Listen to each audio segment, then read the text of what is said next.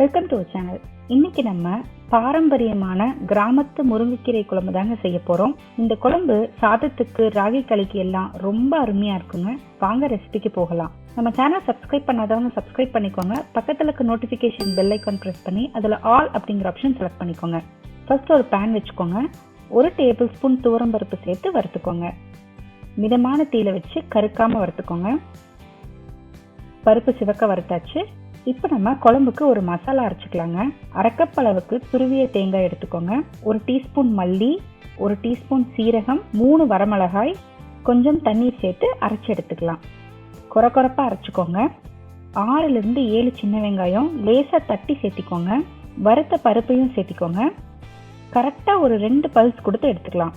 பாருங்க, இந்த மாதிரி பருப்பு தெரிகிற மாதிரி அரைக்கணும். அப்பதான் குழம்பு சாப்பிட்றதுக்கு நல்லா இருக்கும். இப்போ ஒரு சட்டி வச்சு 2 டேபிள் ஸ்பூன் தேங்காய் எண்ணெய் ஊற்றிக்கலாம்.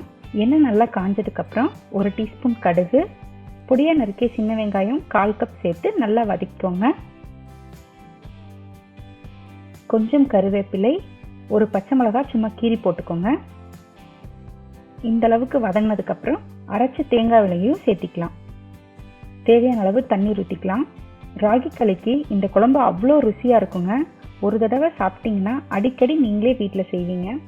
1/2 டீஸ்பூன் மஞ்சள் தூள், 1/2 டீஸ்பூன் உப்பு சேர்த்து கலக்கி விட்டுக்கோங்க.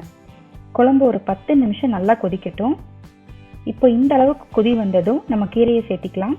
நான் முருங்கைக்கீரையை நல்லா கழுவிட்டு அரிஞ்சு வச்சுருக்கேங்க. இதையே சேர்த்திக்கலாம்.